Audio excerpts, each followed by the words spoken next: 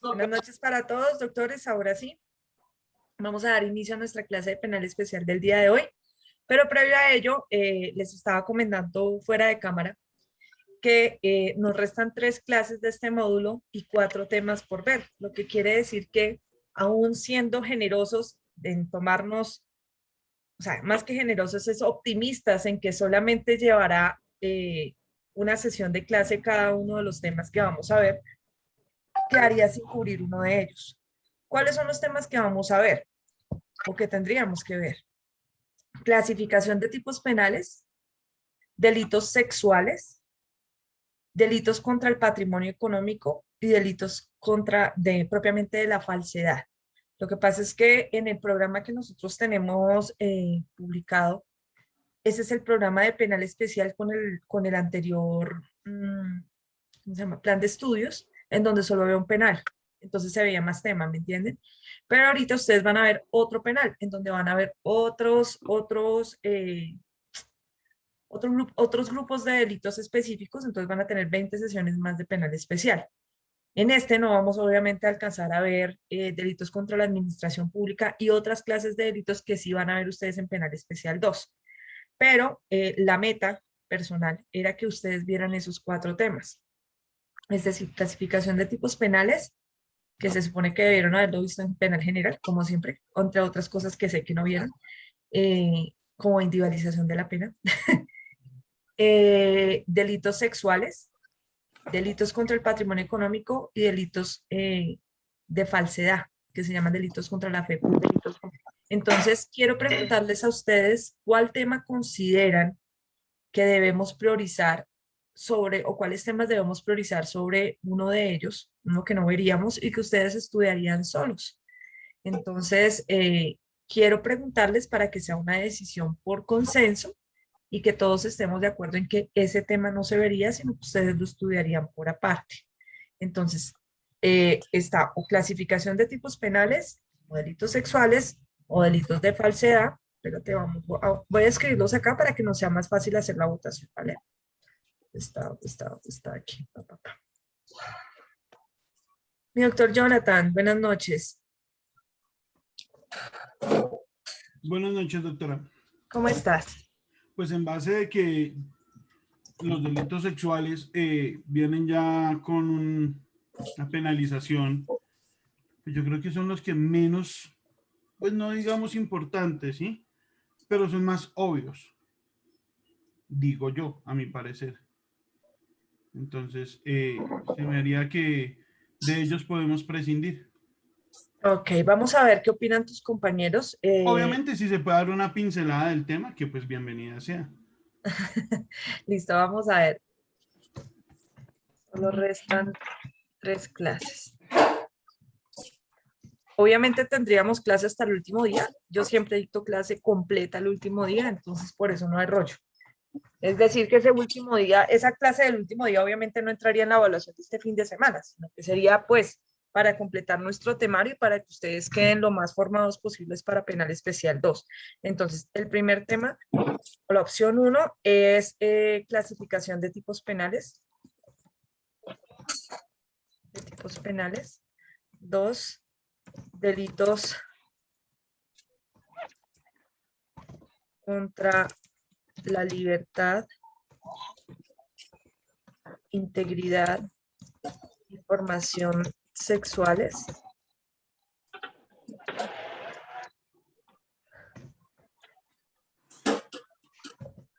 Delitos contra el patrimonio económico.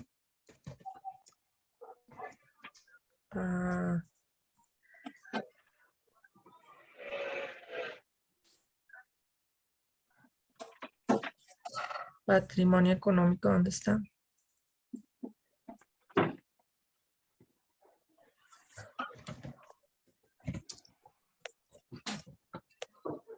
Económico y delitos contra la fe pública, que son todas las falsedades, pero que vamos a hacer énfasis en falsedades documentales.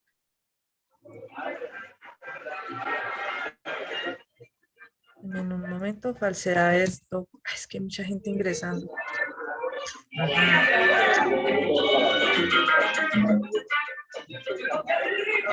¿Pueden, por favor, cerrar los audios? Gracias. Falsedades documentales. Entonces, les voy a comentar más o menos de qué se trata cada uno, qué es lo que vamos a ver en cada uno, para que ustedes tengan la capacidad de, pues al menos de discernir cuál considerarían que pueden estudiar solos. ¿Listo? ¿Qué tema nos recomienda usted? Dice el doctor Henry Serrano. Yo personalmente le recomendaría clasificación de tipos penales, ese lo podrían ver solo. Profe, y en el otro grupo de derechos sí se alcanzan a ver. En el otro grupo ya vieron clasificación de tipos penales. Los otros no los han visto, pero ellos van a ver los tres, ellos alcanzan a ver los tres porque hay 3 sesiones. Entonces a ellos solo les faltan estos 3. Es que nosotros nos demoramos un poquito más ¿en qué? En individualización de pena, además porque tuvimos otras cosas que hablar por ahí otros días. Profe, en el otro grupo, profe, una pregunta, de pronto por intermedio suyo o en su canal no se podría dejar este tema grabado y que yo no lo tendría que usted dentro de los videos de su canal. Ay, ok, ya les digo. La clasificación de tipos penales sí está grabada, esa la vimos hace más o menos 2 semanas con sus compañeros del B, entonces está grabada, yo buscaría el video y les digo, bueno, lo vimos tal día, para que la puedan ver si es que es esa la elegida. Si es otra, ellos los van a ver. Hoy empiezan ellos con delitos contra libertad, integridad y formación sexual. Después van a ver patrimonio económico mañana. Y si todo sale bien, o sea, si no se nos va más tiempo de lo necesario en cada uno, el martes verían delitos contra la fe pública ellos. ¿Listo? Entonces, les explico. La clasificación de tipos penales, como su nombre lo indica, es para aprender a diferenciar un tipo penal de otro en cuanto a diferentes factores, como por ejemplo, frente al verbo rector, frente al sujeto activo, frente al tiempo de ejecución de la conducta, frente a distintos factores específicos que hacen que los tipos penales sean de resultado, que sean de mera conducta, que sean monosubjetivos, plurisubjetivos, o sea, cosas muy, muy generales y abstractas para poder clasificar tipos penales. Los delitos contra la libertad, integridad y formación sexuales, vamos a hacer énfasis en uno de los capítulos, que es correspondiente a la de los actos sexuales abusivos y los de acceso carnal, además del de acoso sexual, que también lo vamos a tratar. Sobre delitos contra la libertad, integridad y formación sexuales, tenemos una conferencia, bueno, yo tengo una conferencia grabada por ahí que está, no sé, creo que la habían compartido acá, que la pueden ver, pero esa está un poquito más elevada. ¿Por qué razón? Porque es para abogados. Entonces, parte de muchos presupuestos que ustedes aún no conocen y que aquí se les darían a conocer, además, porque les enseñaría a manejar la prueba en esos delitos, o al menos a interpretarla como hicimos con el de lesiones personales. En delitos contra el patrimonio económico, vamos a ver especialmente los hurtos, la extorsión y el abuso de confianza. Son los principales que vamos a ver. ¿Por qué? Porque son los más comunes y porque son los que pueden presentar confusión.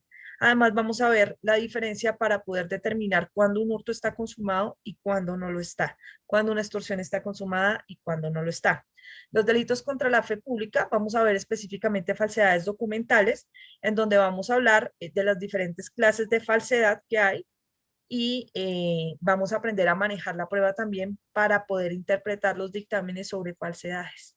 Entonces, eso es lo que vamos a ver. Tendrían que escoger uno que ustedes quisieran ver solos. Doctor Nicolás Sandoval.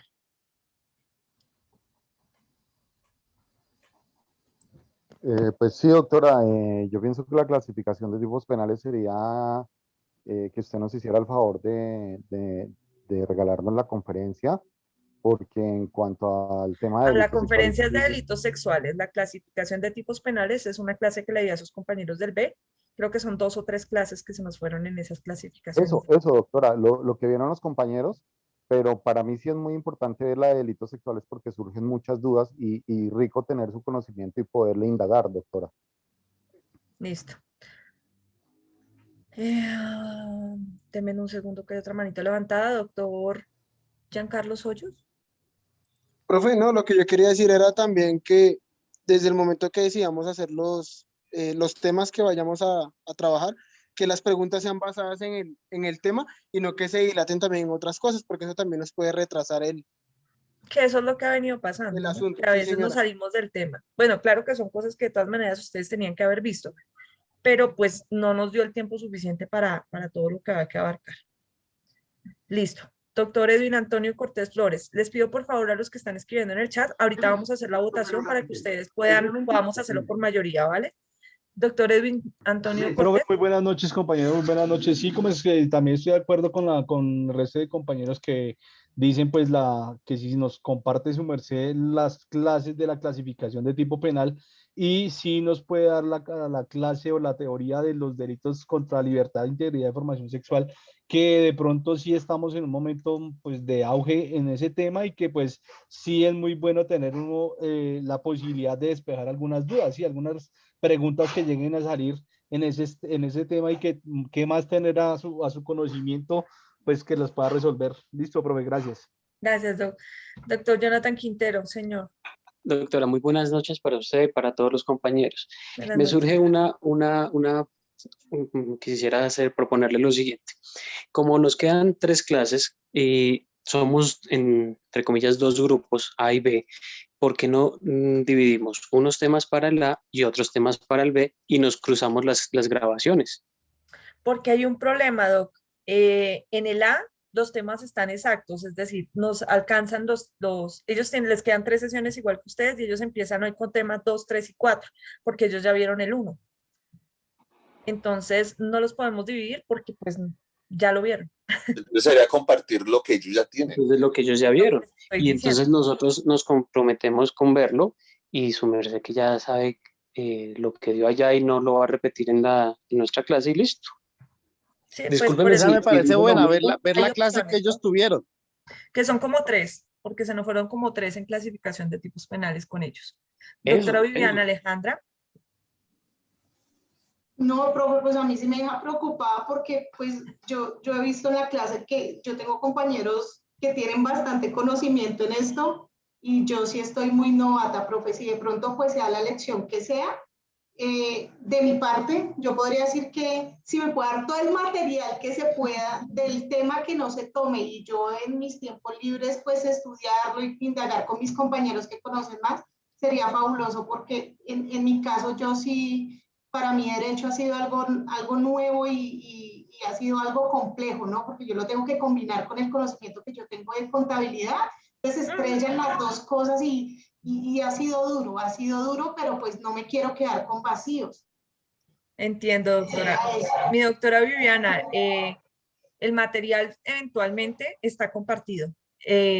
Todos los materiales que se utilizan en clase están compartidos y el presi que tenemos de clasificación de tipos penales ya lleva como 1 o 2 semanas con ustedes. Sí. Entonces, No, yo lo he estado chismoseando, pero es que su merced explica súper bien, profe.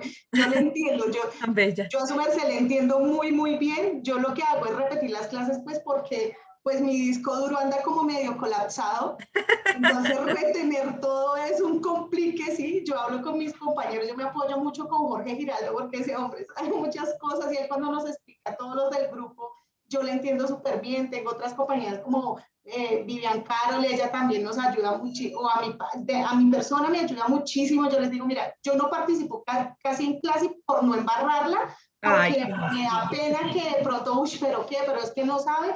Entonces, yo prefiero escucharlos y pero aprender. Para eso estamos acá, porque ninguno sabe, mira, aquí nadie, ni siquiera yo me las sé todas. Entonces, tranquila, mujer, pregunta con Totalmente. Palo, profe.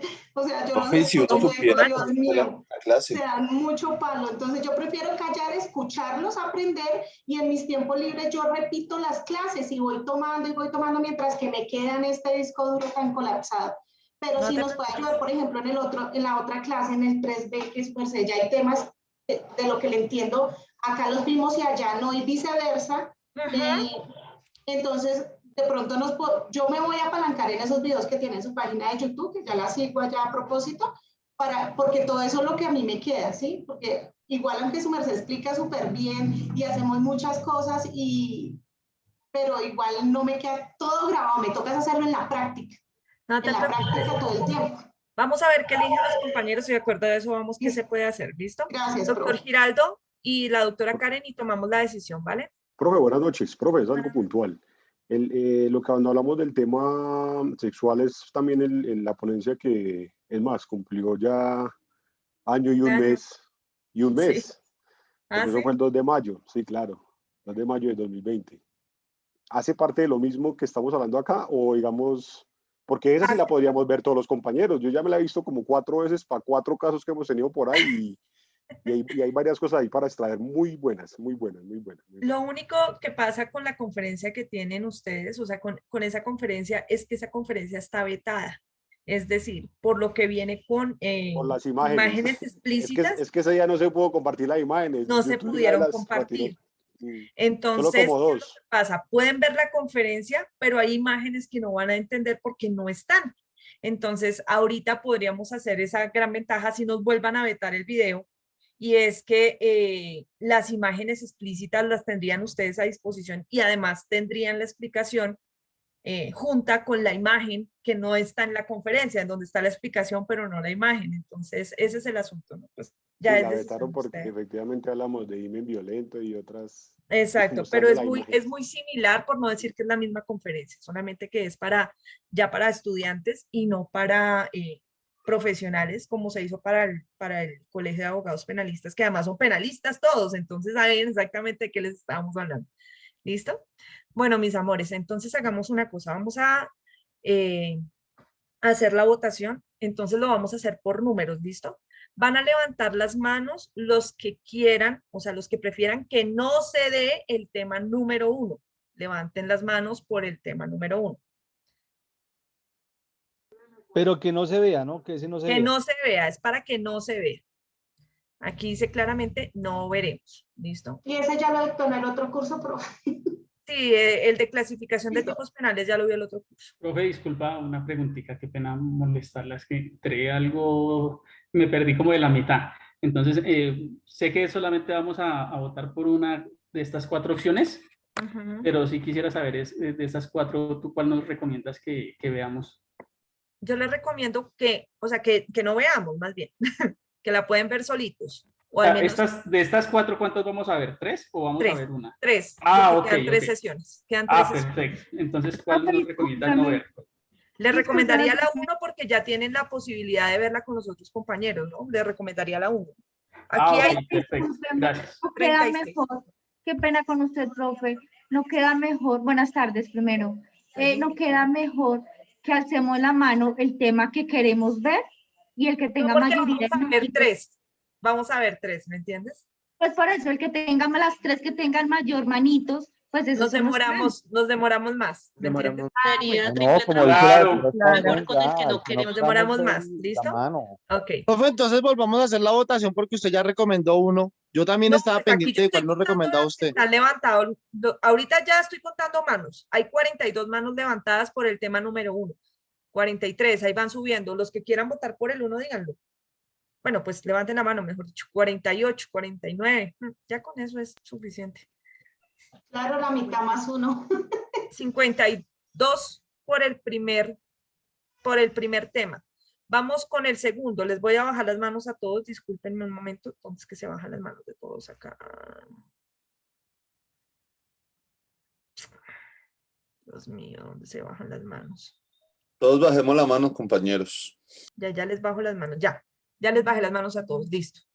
Vamos ahora a levantar la mano por el número 2. Para no ver el número 2. Delitos contra la libertad, integridad y formación sexuales. Profe, pero cabe resaltar que los que ya votaron no la suban, ¿no? Ah, sí, pues claro, no es que todos terminen diciendo que no quieren ningún tema y entonces me dicen y yo me voy. Listo. Van 1, 2, 2. 2 por el segundo tema. Gracias. Acá. 2 votos. Bajo las manitos de todos. Listo.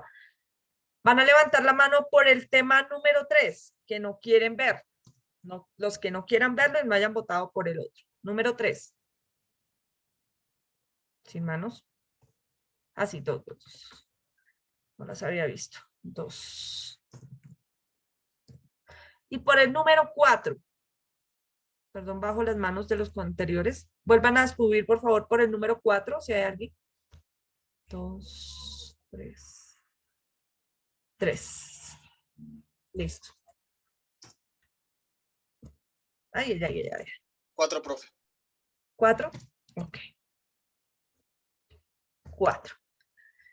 Listo. Siendo así, entonces no vamos a ver por elección de la mayoría clasificación de tipos penales, pero voy a buscar las grabaciones del B, donde expliqué clasificación de tipos penales, que lo hice con el Prezi que tienen ustedes a disposición, para que puedan ver esa clase y de todas maneras, pues, sea como si la contaran, ¿no? Obviamente no pueden hacer las mismas preguntas, pero sí hay muchas preguntas que hicieron sus compañeros en el momento que nos orientan bastante sobre la explicación del tema. ¿Listo?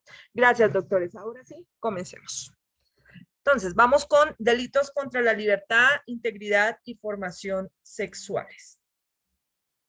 Un momento mientras comparto la pantalla. Esto está hoy como un bloqueado. Ay, se cerró, espérame. Ya la buscamos. ¿Esto qué? Acá. Listo. Entonces, lo primero que vamos a hacer es que como voy a hacer una salvedad por si acaso. Vamos a ver un tema algo sensible, en el sentido en que es supremamente explícito. Les agradezco a todos que, como sé y parto del presupuesto, tenemos la madurez en edad y en mentalidad suficiente para poder ver la clase de imágenes y la clase de explicaciones que vamos a tener sin volver esto un aspecto ni jocoso ni morboso, ¿de acuerdo? Entonces, para que nos sea muy claro para todos, por favor. Doctor Mateo, con tu venia voy a bajarte la mano. Listo. Vamos a compartir pantalla. Vamos a empezar el acápite de delitos contra la libertad y formación sexuales.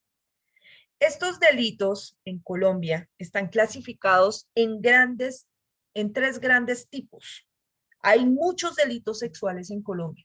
Ustedes los van a encontrar desde el artículo 205 en adelante del Código Penal, pero hay varios. ¿Listo? Entonces, la primera clasificación de los delitos sexuales es de los de la violación, llamados así porque se refieren específicamente a los accesos carnales. ¿Listo? Accesos carnales. Pero hay unas excepciones dentro de los llamados de violación, que son los actos sexuales. Ahorita vamos a ver cómo es que se repercuten de forma diferente. La segunda clasificación es los delitos de carácter abusivo. Los abusivos tienen un componente propio. O sea, cada uno de estos va a tener unos ingredientes normativos distintos, pero los abusivos se clasifican así porque hay algo especial en la víctima. Algo que hace que el realizar la conducta de tipo sexual sobre esa víctima se catalogue como abusivo.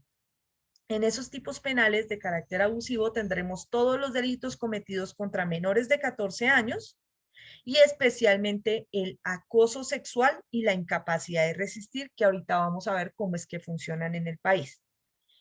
El tercer gran grupo de los delitos sexuales en Colombia son los que se refieren al proxenetismo. El proxenetismo entendido como la capitalización, como la comercialización o el provecho que obtiene una persona distinto al placer sexual como consecuencia de una explotación de carácter sexual de un tercero. Me explico, se toma a la víctima y no estoy yo cometiendo el delito sexual sobre ella, sino que específicamente no la accedo, no la accedo carnalmente, no la toco con fines sexuales, ni obtengo placer de la interacción con la víctima, sino que lo que ocurre en el caso específico es una especie de comercialización u uso fruto de la víctima derivada de esa conducta propiamente dicha. Se obtiene un beneficio de carácter económico con la conducta de tipo sexual. Esas conductas de proxenetismo están contenidas entre el artículo 213 y 218, en donde vamos a encontrar prostitución, comercialización de víctimas con fines sexuales, incluso tratas de personas con fines sexuales, que no es un tipo penal que se encuentre aquí dentro de los delitos sexuales en el acápite de libertad de información sexual, sino que está en un acápite diferente que se llama contra la libertad individual y otros delitos, pero ese cuando se comete con fines sexuales, puede llegar a ser un delito plurisubjetivo, pluriofensivo, perdón, en el sentido en que se esclaviza a una persona con fines netamente sexuales. Esas son las tres grandes clasificaciones que tenemos en el país para ver los tipos de carácter sexual. Ahora, nosotros primero tenemos que tener en cuenta que, y aquí voy a hacer una explicación aparte, que hay unas conductas que nosotros entendemos como acceso carnal. Otras conductas que entendemos como acto sexual diverso. Y otras conductas muy propias del proxenetismo, que es lo que les digo, que es lograr o buscar un lucro con una actividad de carácter sexual. El acceso carnal, en principio, que lo vamos a encontrar a través de diferentes determinaciones del capítulo de libertad, integridad y formación sexual, se presta para muchas interpretaciones. Por lo general, cuando se le pregunta a las personas del común, y si yo les preguntara ahorita a ustedes qué entienden por acceso carnal, me darían diferentes visiones o diferentes definiciones. Por ejemplo, me dirían que lo entienden como violación, me dirían que lo entienden como penetración a una mujer con violencia específicamente, me dirían, por ejemplo, que son las relaciones sexuales no consentidas y otra serie de circunstancias que vienen de nuestra idiosincrasia propia y de la forma o de la definición que le damos a las llamadas conductas sexuales y específicamente al acceso carnal. Lo primero que hay que tener claro es que el acceso carnal, propiamente dicho, no es punible. El acceso carnal no es punible. Es decir, acceder carnalmente no es delito. Es un fin propio de la procreación del ser humano y además del placer del ser humano. Entonces, cualquiera, como nosotros aquí ya somos grandecitos, cualquiera de nosotros ha experimentado una relación sexual y sabe perfectamente que en esa relación sexual va a haber acceso carnal. Por ende, si el acceso carnal fuera punible, pues todos seríamos acá responsables de una conducta punible. Lo que hace necesario la explicación para que nosotros no tengamos problemas de que cada quien entienda que me están vulnerando sexualmente de acuerdo a lo que cada uno entiende que es un acceso carnal, el legislador vino y definió que era el acceso carnal. Recuerdan que cuando nosotros hablábamos del artículo 27 y siguientes del Código Civil en alguna de las clases que tuvimos acá, les decía a ustedes que las interpretaciones que hacía el Código Civil, que eran las que debían hacer los jueces, los abogados y demás de las normas, que es la correcta interpretación de las normas, iba gradual. Y nos decía, primero por el sentido común, perdón, por la forma gramatical, después por el sentido corriente de las palabras, es decir, que se entiende por acceso carnal, lo que entendemos todos. Y en tercer lugar es cuando ni siquiera así es claro, porque para todos viene a ser diferente que es un acceso carnal, o tenemos visiones distintas de que es un acceso carnal, el legislador viene como tal a definirlo. Si el legislador definió un tema específico, ya todo lo que el resto del planeta piense sobre el acceso carnal es irrelevante, porque para efectos del Código Penal ya existe una definición específica del acceso carnal. Y es que el acceso carnal como tal se encuentra contenido en el artículo 212 del Código Penal. Ese artículo 212 del Código Penal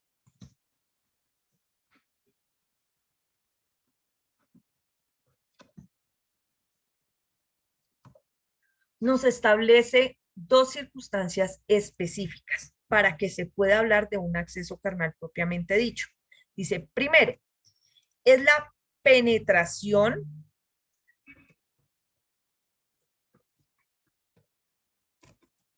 del miembro viril por una de las siguientes cavidades. ¿Listo? Penetración del miembro viril por una de las siguientes cavidades. Nos dice, por vía anal, por vía vaginal,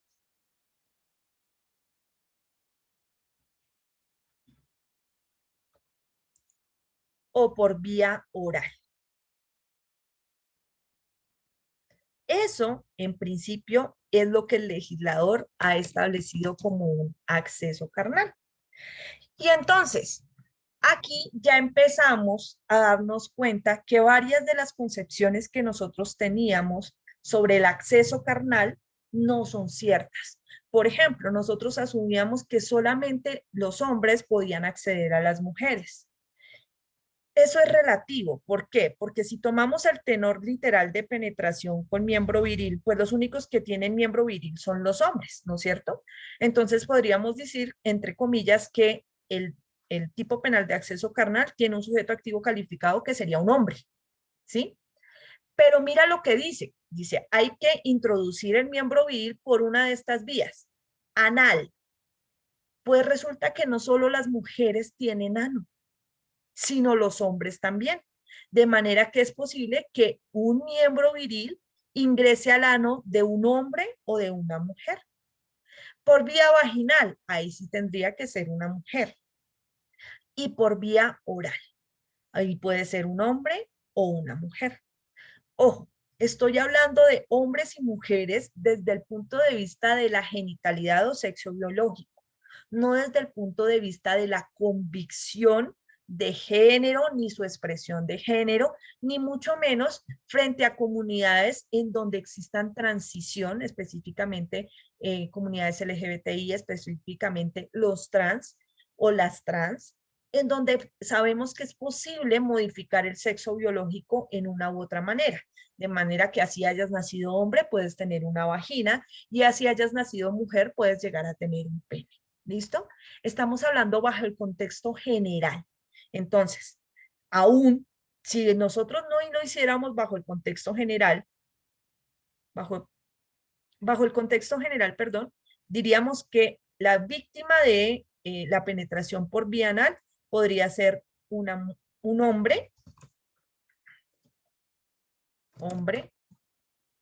o una mujer, porque los dos tienen ano. ¿Listo? Un hombre o una mujer. Por vía vaginal, desde el sentido netamente biológico, diríamos que la víctima sería una mujer. Por vía oral, podría ser un hombre o una mujer.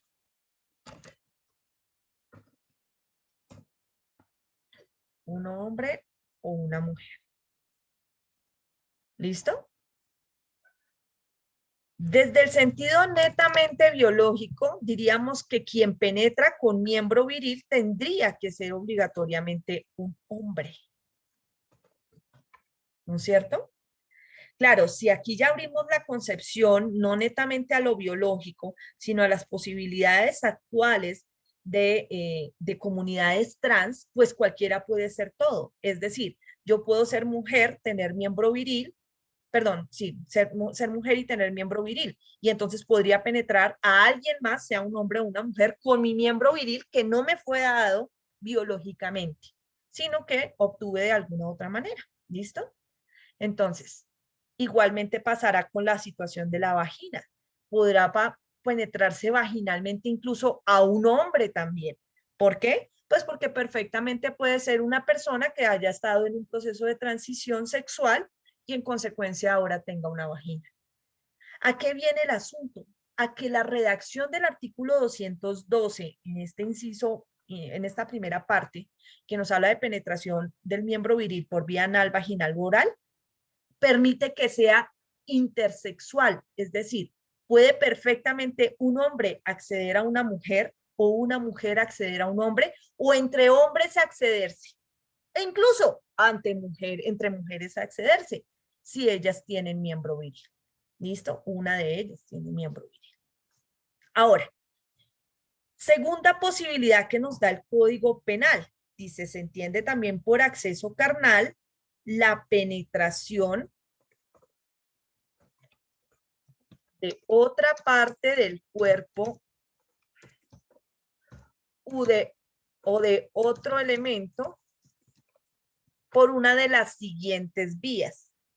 Y las vías por las que se puede llegar a penetrar serán por vía anal, o por vía vaginal. Entonces, ojo con la diferencia entre las dos concepciones que tiene el Código Penal en el artículo 212 frente al acceso carnal. Y nos dice, mire, primero, acceso carnal es cuando se mete un miembro viril, un pene, por ano, vagina o por la boca. Ojo, por una de las tres o por las tres o por dos de tres. No es que tengan que ser todas tres. ¿Listo? Y la segunda posibilidad, que se penetre, que se haga la penetración por vía anal o vaginal de otra parte del cuerpo. No necesariamente un pene, sino otra parte del cuerpo humano. Dedos, lengua, manos, pies, cualquier cosa que se pueda introducir por vía anal o vaginal que haga parte del cuerpo humano. También será acceso carnal. O de otro elemento. Por ejemplo, consoladores, elementos con forma fálica o aún elementos sin forma fálica. Por ejemplo, en el caso de Rosa Elvira Celi, el agresor de Rosa Elvira jamás la penetró con su miembro viril, sino que la penetración de ella fue anal y vaginal con ramas de árboles que había en el Parque Nacional, con basura, hojas y tierra. Vean que no fue ninguna parte del cuerpo del agresor, ni su miembro viril, ni ninguna otra parte de su cuerpo. Pero como se dio esta posibilidad, que es la penetración de otro elemento que no haga parte del cuerpo humano por vía anal o vaginal, se habló de acceso carnal en esa ocasión. ¿Listo? Entonces, vean ustedes, doctores queridos, que existen tres posibilidades distintas de penetración. O sea, de con qué penetrar. Primero, con un miembro viril. Segundo, con una parte del cuerpo que no sea el miembro viril. Y la tercera, con otro elemento. Y ya lo que cambia es a dónde se penetra, por vía anal, vaginal o oral, con cada una de ellas. Noten ustedes que la penetración de otra parte del cuerpo o de otro elemento por vía oral no está tipificada por el legislador. Entonces, por ejemplo, si una persona introduce un vibrador o un consolador por vía oral a la víctima, no estaría tipificada la conducta y en consecuencia sería atípica por principio de legalidad. ¿Listo? Estas penetraciones que nosotros estamos viendo acá no son punibles, ninguna de ellas, ni la anal, ni la vaginal, ni la oral, ni con el miembro viril, ni con otra parte del cuerpo, nada de eso es punible. Lo que es punible es cuando se realiza alguna de estas circunstancias, de estas penetraciones, cualquiera de ellas, con uno de los siguientes elementos. Se realizan de forma violenta. Artículo 212A, en donde nos establece cuáles son las formas violentas o qué se entiende por violencia para los delitos sexuales. Segunda posibilidad, cuando se realizan de forma abusiva, que ya la vamos a ver. Y tercera posibilidad, cuando se realizan con personas en incapacidad de resistir o puestas en incapacidad de resistir, que ya las vamos a ver también.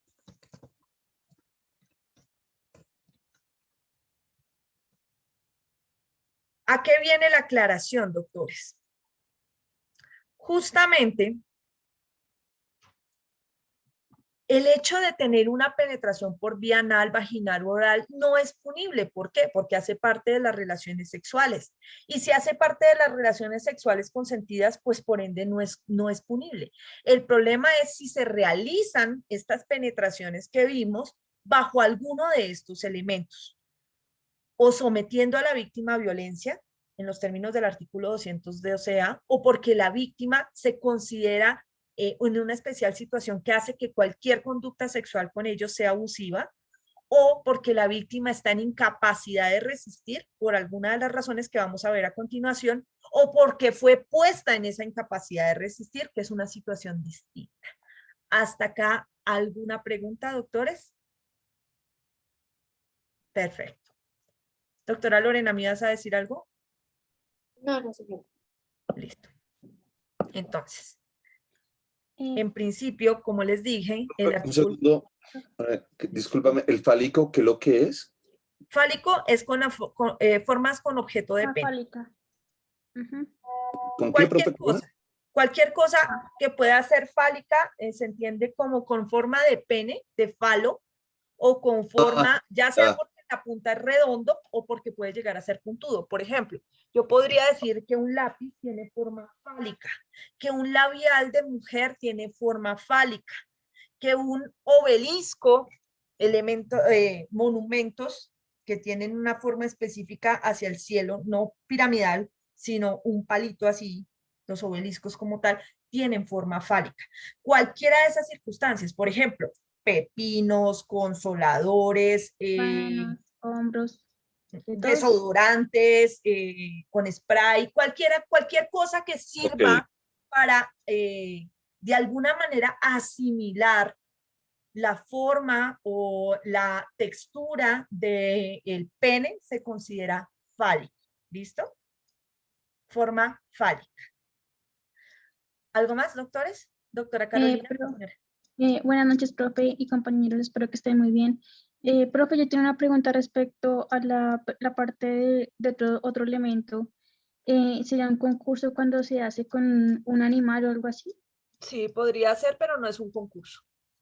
Es otra forma de En cuanto realización. el Cuando yo maltrato obligo a para un el animal animal. a penetrar a una víctima, entonces utilizo al animal como otro elemento. Nótese que el animal no hace parte del cuerpo humano, ¿no? Sino será otro elemento con el que yo haya penetrado, pero tendré que penetrar por esas dos vías que dijimos que serán la anal o la vaginal. ¿Listo? Gracias, Carolina. Bueno, gracias. Listo. Entonces, en principio, vamos a tener claro ese concepto. Ese es el primer concepto. Ahora, el segundo concepto para entender los delitos de connotación sexual. Los actos sexuales diversos. Los actos sexuales diversos son cualquier acto de contenido sexual para el sujeto activo de la conducta. Pueda que para el resto del mundo no, pero para él sí. ¿Qué quiere decir contenido sexual? Que el agresor obtiene satisfacción en su líbido, obtiene placer sexual con esa conducta, así para el resto del mundo no tenga el contenido sexual. Esas conductas de acto sexual diverso, la mayoría de gente entiende que son manoseos o tocamientos, como vemos, por ejemplo, en la imagen a ese viejito manilargo ahí que le está cogiendo la colita a la muchacha. No necesariamente son tocamientos, incluyen los tocamientos, pero pueden consistir en exhibiciones no consentidas de la víctima, o sea, obligar a la víctima a exhibirse frente al agresor, no la estoy tocando, o que obligar a la víctima a ver al agresor desnudo, o obligar a la víctima a presenciar actos de contenido sexual sobre otras personas o sobre ella misma. En ocasiones puede ocurrir así. Entonces, ¿qué ocurre? El acto sexual diverso se llama acto sexual diverso al acceso carnal. ¿Por qué? Porque no lleva penetración de ninguno de los estilos que vimos, pero sí tiene un contenido de tipo sexual para el agresor. Entonces, tendremos los actos sexuales como tal, los actos sexuales diversos, que incluyen situaciones concretas de tocamientos. Aquí toca. Tocamientos. Profe, una pregunta. ¿Ahí en ese acto sexual diverso se puede aplicar el sadomasoquismo? Pues sí. Cualquier otra situación, o sea, como por ejemplo aquellos que obtienen placer sexual viendo fotos de pies. O sea, así, de ese estilo, cualquier cosa que le dé placer. Tocamientos, besos, caricias, exhibiciones genitales o de otras partes del cuerpo.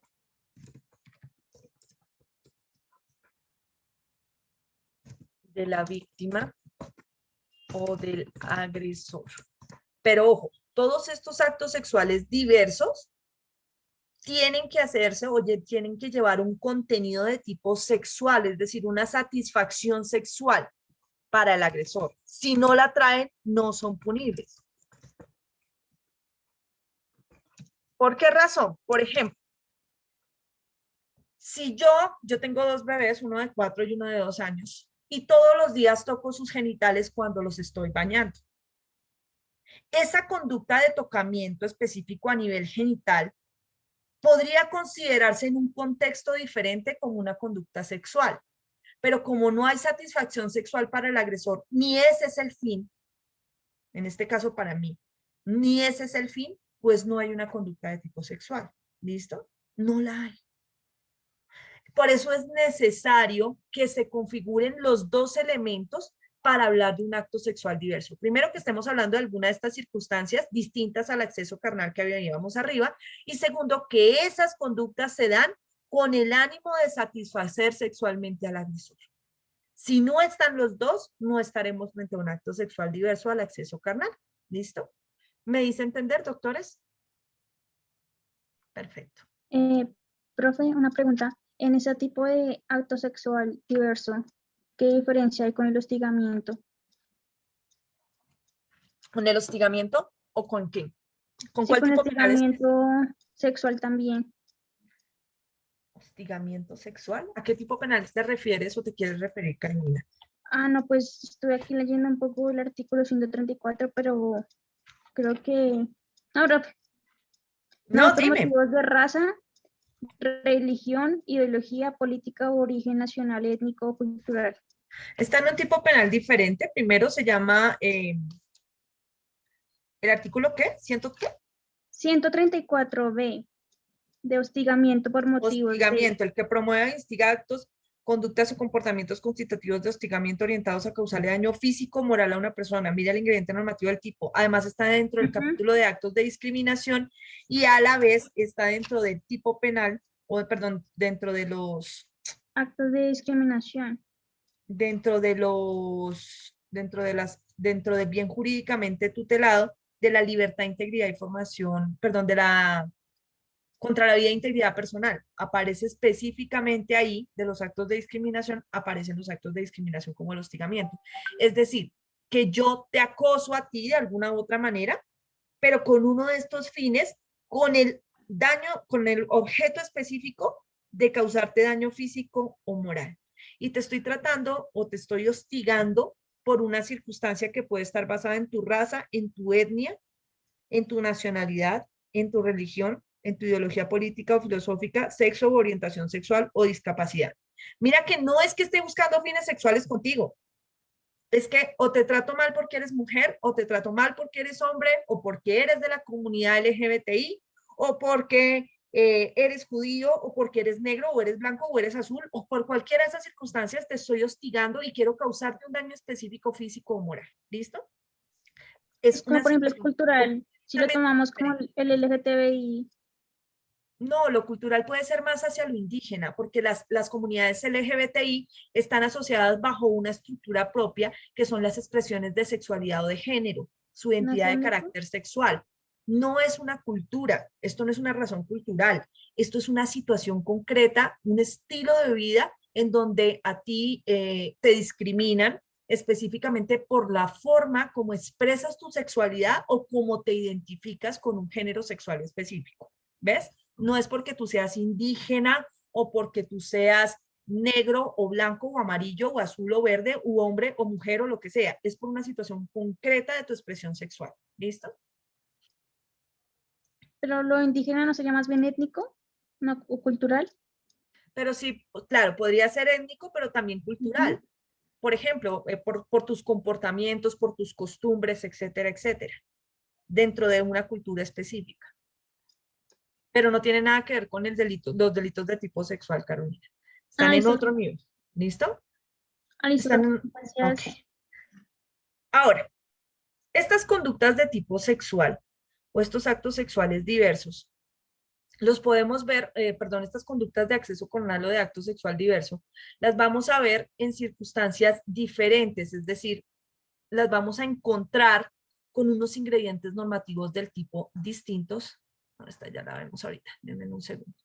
Con unos ingredientes normativos del tipo distintos. Entonces, el acceso carnal y el acto sexual diverso tendrán que realizarse en una de estas circunstancias de las que estábamos hablando. Estas circunstancias se comparten para los dos conceptos: la violencia, lo abusivo, la incapacidad para resistir o la puesta en incapacidad de resistir de la víctima.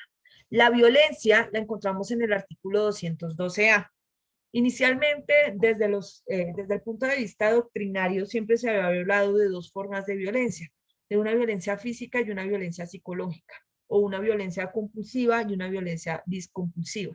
Compulsiva, entendida como aquella que se materializa en el mundo real, de alguna forma, golpes, agresiones, arañazos, patadas, lo que sea. Y la discompulsiva, cuando se realiza por situaciones de carácter psicológico, en donde se intimida a la víctima, se le neutraliza de alguna manera desde su psiquis para que permita la realización de una conducta específica. Pero esas dos formas de violencia, entendidas y que venían entendidas así, no solamente desde la doctrina, sino incluso de la jurisprudencia, fueron transformadas con una definición de carácter legal, que es la que se encuentra en el artículo 212A del Código Penal, que es relativamente reciente, es decir, no nació con el Código Penal que estamos estudiando en este momento con la Ley 599 de 2000, sino que se dio posteriormente a través de una modificación legislativa en donde se creó el tipo del artículo 212A, que realmente no es un tipo penal, sino es un descriptor específico.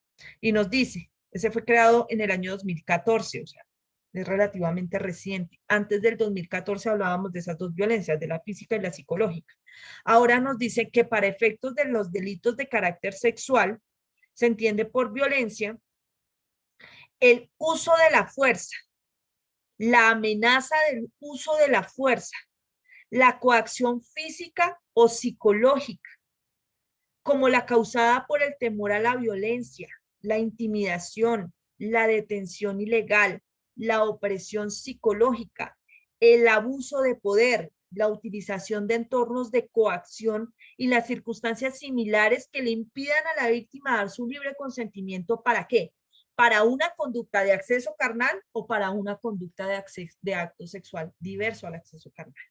Entonces, si yo violento a la víctima mediante coacción física, la golpeo, la someto físicamente, estaré en un acceso carnal violento si la logro acceder mediante alguna de las maneras que ya vimos, o en un acto sexual diverso si realizo cualquiera de estas otras conductas para satisfacerme sexualmente, pero sometiendo a la víctima a violencia física. ¿Cuándo más? Cuando puede haber coacción física o psicológica. Por ejemplo, cuando no le pego, pero sí la coacciono o la intimido con esa posibilidad de utilizar la fuerza en su contra.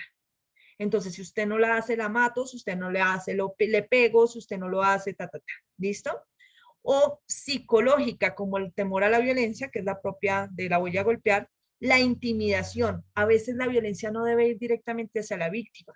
Nosotros hemos tenido casos en la unidad de delitos sexuales de la Fiscalía, que trabaja a la par con nosotros en la unidad de víctimas especiales, donde hay mujeres que son accedidas carnalmente, no les encuentran ningún rastro físico de violencia, porque ellas acceden a ser accedidas por miedo a la intimidación de que les pase algo a ellas o a uno de sus hijos. Muchos de los agresores dicen, si usted no se deja, voy a hacerlo con su niña o con su niño. Entonces ellas dicen, hágalo conmigo, y obviamente no prestan resistencia y no vamos a encontrar en su cuerpo rasgos de carácter de violencia física.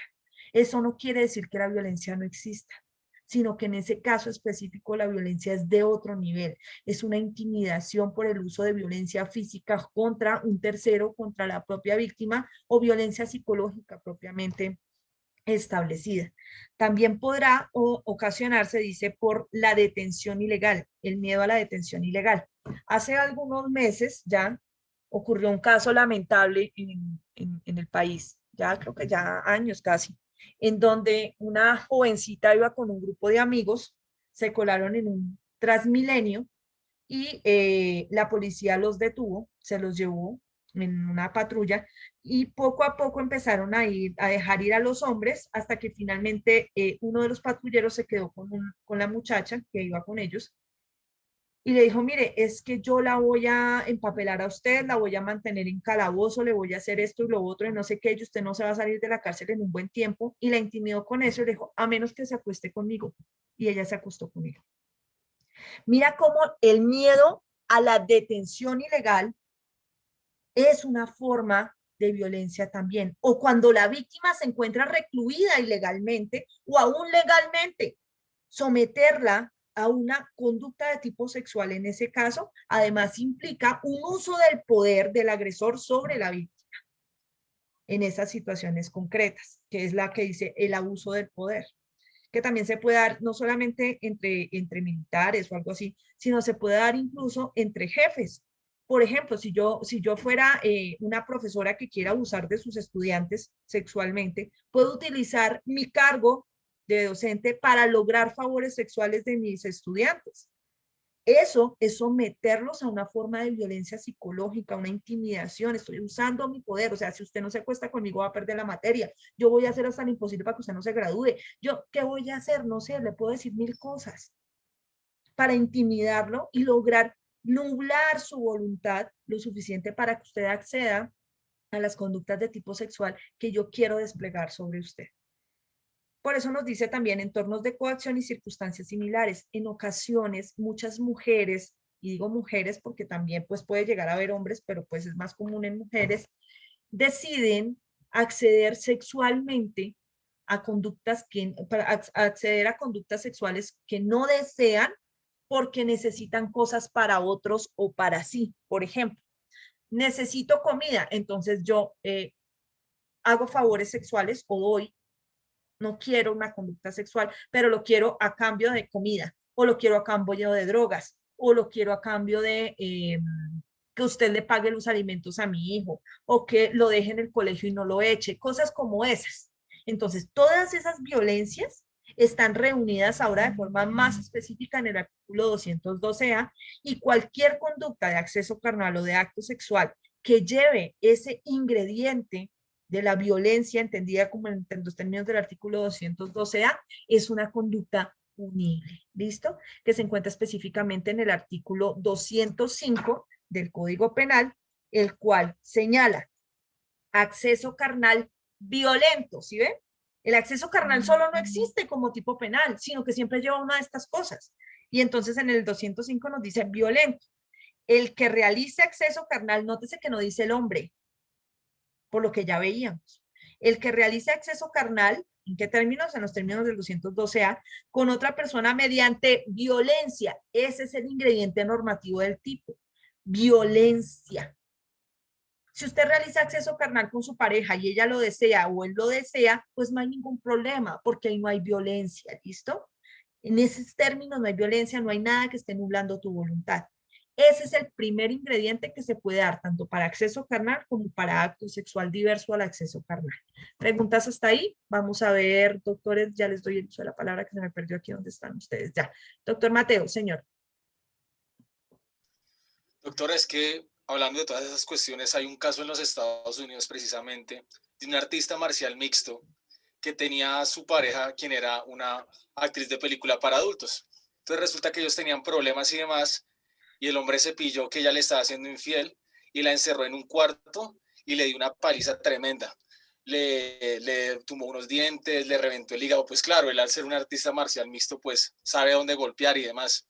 El caso es que al man le dieron prisión de por vida sin derecho a salir. Entonces, pues es un caso bien especial. De hecho, hay un documental y salen muchos abogados pues de allá de Estados Unidos hablando sobre el caso y demás. Entonces, pues quería comentar eso y tal vez pasarlo por el chat para que lo vean porque es bien interesante cómo exponen toda la cuestión del caso. Listo, pero ojo. Y la usó. Sí, la golpeó y la usó.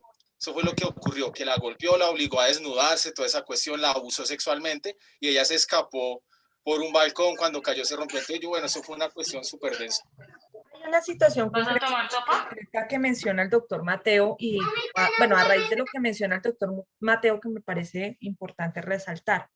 Y es que hay una creencia que cada vez, gracias a Dios, está más erradicada y es pensar que no puede haber delitos sexuales entre esposos o entre novios o entre parejas.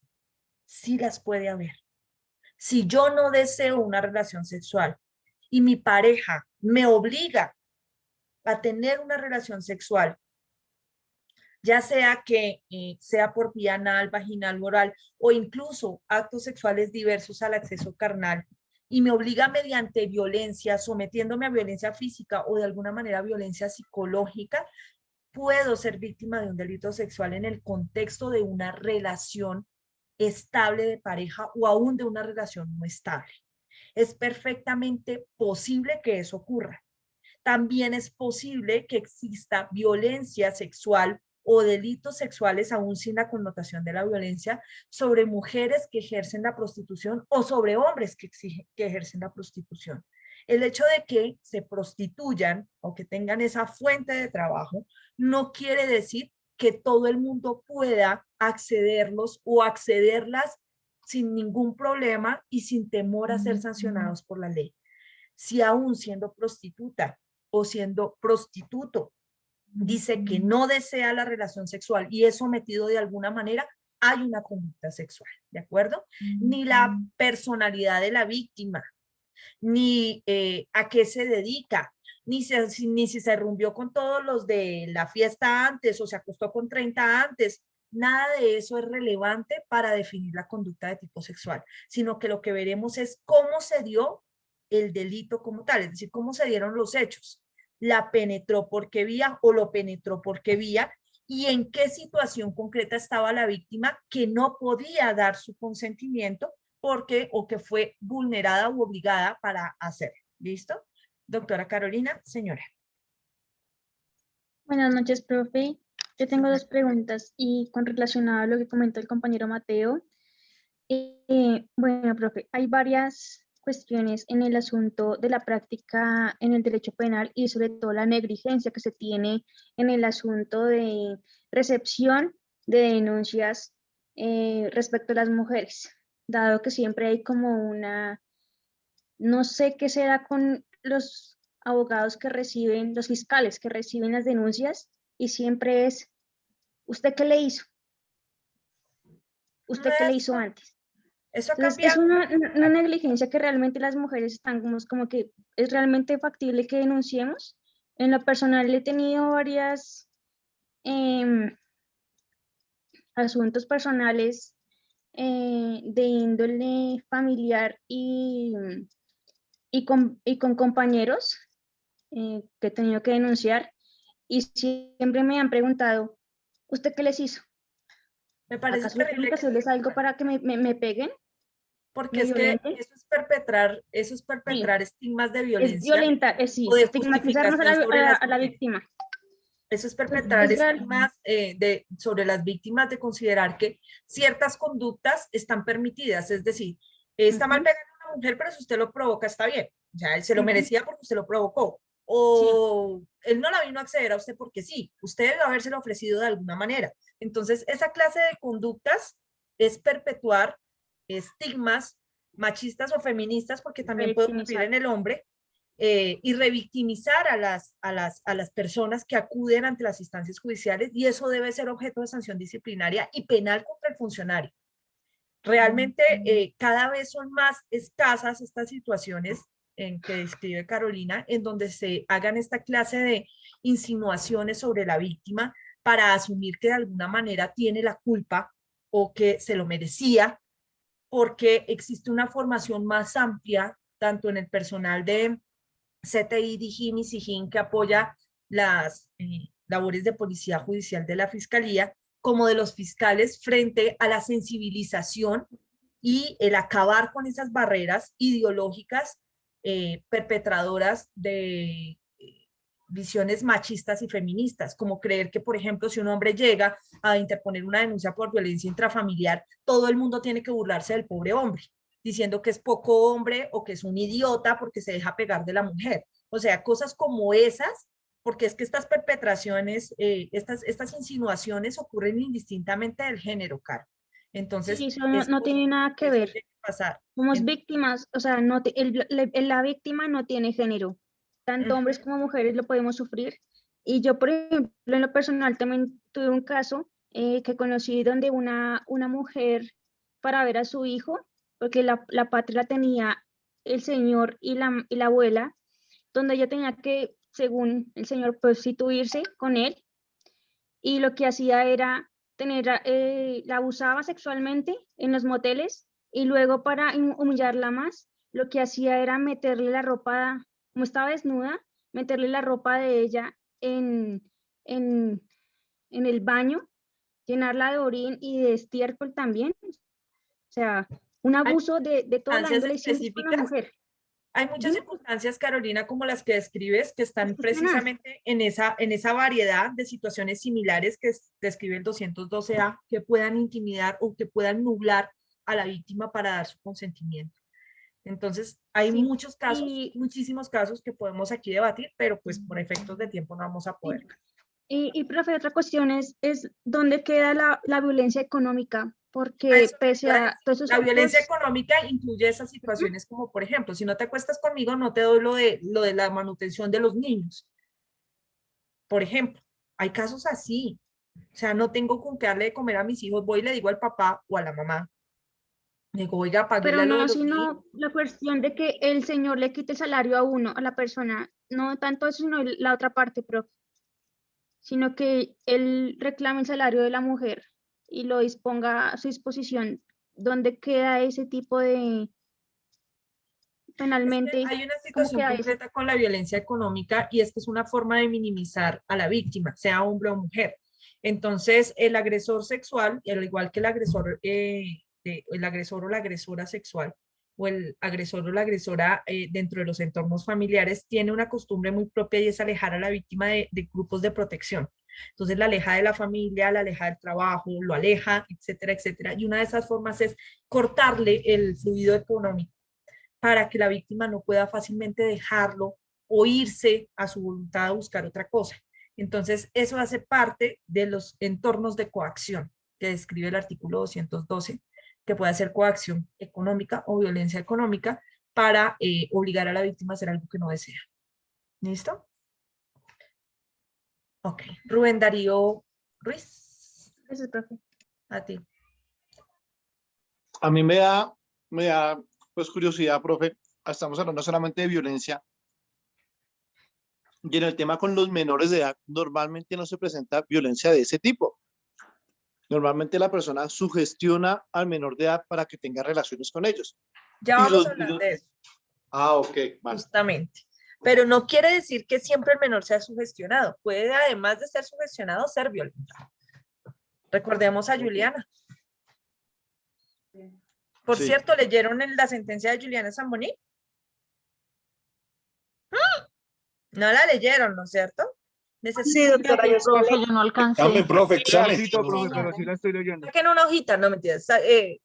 La sentencia de Juliana Zamboni quiero que la lean por dos razones. Primero, porque van a ver la individualización de la pena en concurso. Todo lo que vimos lo van a ver ahí, en esa sentencia. Segundo, porque van a ver también justamente cómo se constituyen las conductas de tipo sexual y las de feminicidio que nosotros ya, las de sexual que empezamos hoy, la de feminicidio que ya vimos hace más o menos 1 o 2 semanas, sobre por qué se consideró feminicidio en ese caso concreto. Y además les adelantan un tercer delito que es el secuestro. Entonces hay muchas cosas en esa sentencia que les van a ser muy útiles y que no es lo mismo cuando uno la lee sin ver es penal especial a cuando ya medio entiende y balbucea el penal y así no sea un ducho en matemáticas, pues y en individualización de la pena, al menos ya está entendiendo de dónde están saliendo las cosas y qué es lo que está haciendo el juez al momento de tasar la pena. ¿Listo? Entonces es bueno que la lean, no les hace daño, ¿vale? Entonces, ojo, frente al asunto de la violencia, entonces considero que ya está suficiente la explicación. Recuerden, el acceso carnal solo no es punible si es violento, abusivo o está en incapacidad de resistir o puesta en incapacidad de resistir la víctima. ¿Listo? Doctora. Señora, ¿quién me habla? ¿Quién me habla? Angélica, buenas noches. Buenas noches, doctora Angélica. También iba también a poner el ejemplo cuando sucedió el caso de Rosalvira de Celis, que empezaron a dar, digamos que los argumentos, y ellos hablaban en una parte en la acusatoria que que ella había ingerido licor con el compañero, o sea, una manera, doctora, ante todo, pues respeto para los dos géneros, pero, o sea, era la cuestión de que había consumido sustancias alcohólicas, ¿sí? Por decirlo así. Entonces es como a tergiversar, como a lanzar ese juicio, ¿sí? Y no, doctora, inclusive salió un artículo donde este señor, el dueño de Andrés Carne de Res, decía que había tenido también un impasse con una señora con una minifalda, ¿sí recuerda, doctora? Sí, claro, porque Esas se viste cosas, así. ¿no? Ujú. Tuvo que Exacto, siempre retractarse existe una públicamente. justificación para todo, o sea, ¿qué hacía una, o conductas o afirmaciones como, ¿qué hacía una niña de bien de su casa a tal hora en la calle? Óyeme, o sea, hay cosas que perpetúan esta clase de estigmas de los que hablábamos hace un momento con Carolina, y es de creer que de una u otra manera la gente se lo merece, ¿m? Que les pasan esas cosas porque se las merece, y eso no es así. ¿Listo? Pues ahí se ve la clase de ese tipo. Ujú. Hay dos manitas levantadas. La doctora Rosangélica creo que acabó de intervenir, ¿no es cierto? Señora, ay. No hay problema. Doctor Andrés de la Hoz, y avanzamos con el siguiente, ¿listo? Profe, buenas noches. Sí, digamos que referente a eso también pasa mucho o sucede que dentro del mismo género femenino, lamentablemente Ay, también a veces sí. se escuchan ese tipo de cosas, porque incluso una vez lo escuché de una amiga donde estábamos como en un parque, iba pasando una chica, digamos que con una falda cortica, y la respuesta de ella fue como, ay, mira cómo se viste, por eso es que, como dice mi tío, las violentan o no les gusta que después les digan cosas. Y yo le dije, pero es que ella puede caminar desnuda si quiere y nadie tiene el derecho de hacerle daño, de ultrajarla, de cualquier otra cosa. Así es. O sea, realmente muchas mujeres somos las que perpetuamos. No hay, a veces no hay mujer más machista, no hay un ser más machista que la propia mujer. Entonces, nosotras nos tiramos muy duro entre nosotras y eso tampoco es bueno, ¿no?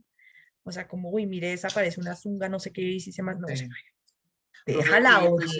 y en especial la cultura de la costa, terrible. Sí, o sea, Eso no, sí, eso es por todo horrible. lado.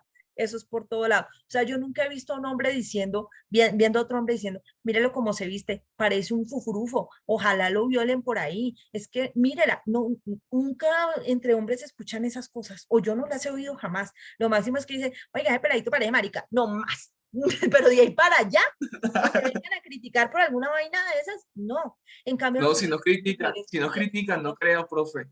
nosotras de entre mujeres siempre estamos criticándonos y por debajeándonos, es decir, si hay una que está con un escote grande o con una falda muy corta, decimos, oiga, pero parece prepago esa vieja, es que mírela como es de ofrecida, yo no me vestiría así, oye, déjala, y así tenga el cuerpo que tenga, o sea, déjala que se vista como se quiera vestir. Eso es permitir, y además porque de todas maneras las mujeres en principio somos las primeras llamadas a educar, no porque vayamos a ser todas madres, sino porque educamos a nuestro entorno con nuestro carácter. No, no digo que los hombres no, pero si nosotras estamos al lado de una amiga o de otra mujer o de una niña o de un niño que nos escucha decir eso, pues le estamos engendrando esas cosas a esos niños que nos están escuchando hablar así. Y así es como crecen más machistas o más feministas creyendo que los demás o que los demás merecen ciertas conductas por esas situaciones tan tontas como cómo se comportan o cómo se visten. O sea, no. ¿Listo? Ok. Ya que rajamos del público, avancemos. Ahora, vamos a ver las conductas abusivas. Las conductas abusivas como tal. Las situaciones de las conductas abusivas, en principio, están establecidas para menores de 14 años. Para menores de 14 años. Entonces, nosotros vamos a ver en el artículo 209 y siguientes, creo, 208, se me perdió la norma. Perdieron los delitos sexuales hoy. 208. 208 en adelante. El 208 en adelante, sí, señor. Vamos a ver 208 y 209. específicamente que nos dicen acceso carnal abusivo, mira que ahí la misma norma lo dice, abusivo con menor de 14 años y el 209, actos sexuales con menor de 14 años. Acceso carnal, el que acceda carnalmente a persona menor de 14 años. ¿Listo? Entonces, ojo, los actos sexuales de carácter abusivo, los actos sexuales de carácter abusivo implican que se realizan con menores de 14 años o con personas en incapacidad de resistir o puestas en incapacidad de resistir, que es lo que quiero que veamos justamente ahora. Entonces vamos a quitar primero este cuadro de acá para ampliar la selección de esto y que la podamos trabajar con mayor facilidad. Entonces, violencia. Vamos a borrar estos dos de acá. Entonces, ya dijimos que lo de violento se refiere al artículo 212A. Lo abusivo tiene que ver con estas de acá. Son 3 circunstancias diferentes que determinan cuándo una conducta sexual, ya sea acceso carnal o acto sexual, se considera abusiva. La primera de ellas es que se realice en persona menor de 14 años. Menor de 14 años. En donde nosotros vamos a ver una vaina única en el país que se llama la presunción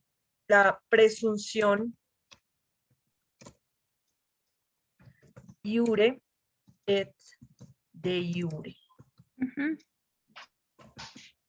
La presunción iure et de iure es más que una presunción de derecho. Las presunciones de hecho y de derecho ustedes las vieron cuando empezaron la materia y les dijeron que unas admitían prueba en contrario y otras no, ¿no es cierto? Que las presunciones de derecho admiten prueba en contrario, perdón, las presunciones de hecho admiten todo en contrario y las presunciones de derecho admiten prueba en contrario. Nos decían eso a nosotros en forma general cuando estábamos nosotros entrando o viendo introducción al derecho. La presunción iure de iure es más que una presunción de derecho. ¿Por qué razón? Porque ni siquiera admite discusión, no solamente no admite prueba, ni siquiera la discusión somera de eso se admite. Usted llega a intentar discutir la presunción iure de iure de menores de 14 años y el juez se saca lo que encuentra y le da, no lo deja ni hablar, porque no admite ni siquiera discusión. Profe, pero entonces, ¿qué es la presunción iure de iure? La presunción iure de iure es que la jurisprudencia, ni siquiera la ley, la jurisprudencia de la Corte Suprema de Justicia ha considerado que los menores de 14 años no tienen el desarrollo ni la madurez física, mental, volitiva, ni psicológica para aceptar una relación sexual o un acto sexual. Ninguna.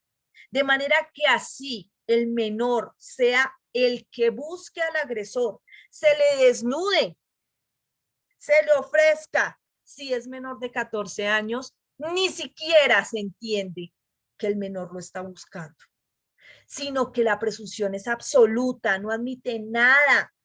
Ah, pero es que esa niña ejerce la prostitución desde los 8. Nada que ver. Hay que investigar a todos los que se acostaron con la niña desde los 8 hasta ahorita. Es una víctima. Son niños, niños absolutos. No tienen voluntad para nada de tipo sexual. Nada. Lo cual es un contrasentido. Porque esta presunción iure de iure viene recogiéndose por parte de la Corte Suprema de Justicia desde hace más de 30 años. Y los niños de 14 años, de hace 30 años, no son los niños de ahorita. Denme un segundo, espérenme. No, esta no es. Denme un segundo y les busco la presunción porque no sé por qué no está acá.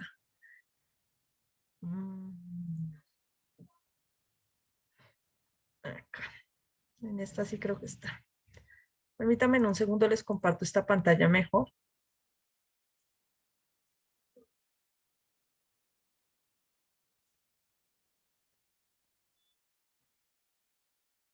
Esta es la que usamos la que usé ¿para qué? Para para la conferencia del Colegio de Abogados Penalistas. Entonces, ahora más tarde se las envío por WhatsApp y se las subo también a YouTube. A YouTube no sé, no a plataforma. Es un poquito diferente de la que Creo tienen. que sí, ya está en plataforma. No, la que tienen es la otra, no esta. O sea, la otra tiene bueno. unas diapositivas, pero esta tiene más. ¿Listo?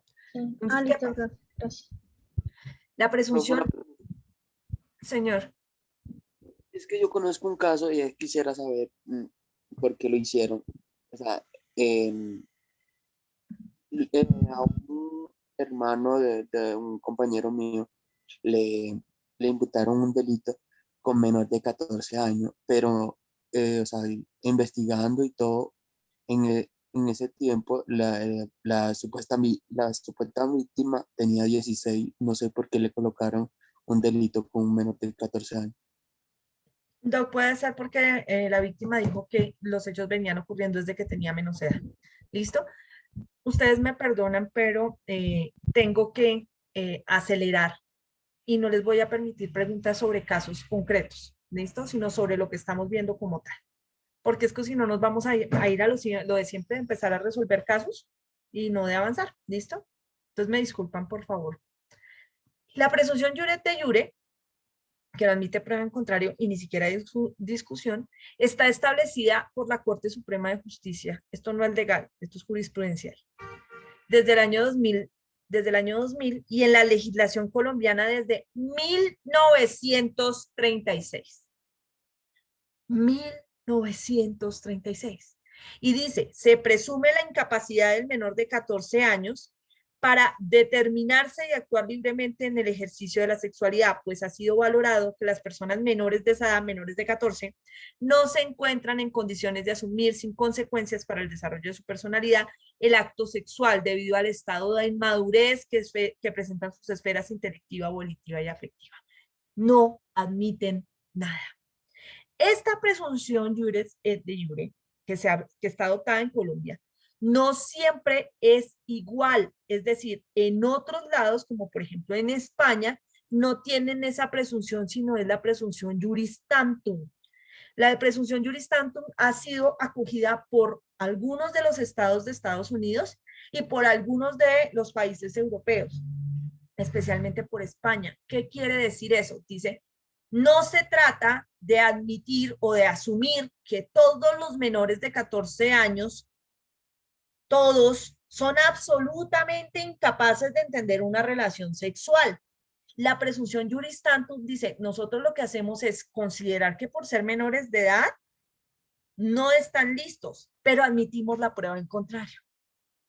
Entonces, si logramos ver que el menor de edad tiene la concepción clara de lo que implica una relación sexual y que fue este menor de edad o esta menor de edad quien provocó, incitó la relación sexual, la buscó con desespero, no habrá lugar a punidad.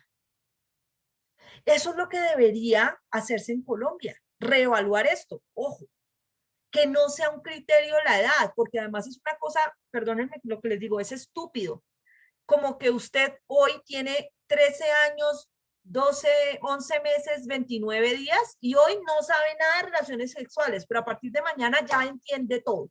O sea, usted amaneció con el conocimiento solo por cumplir 14 años. Es muy estúpido utilizar el rasero de la edad para analizar si un menor de edad es consciente o no de una relación sexual.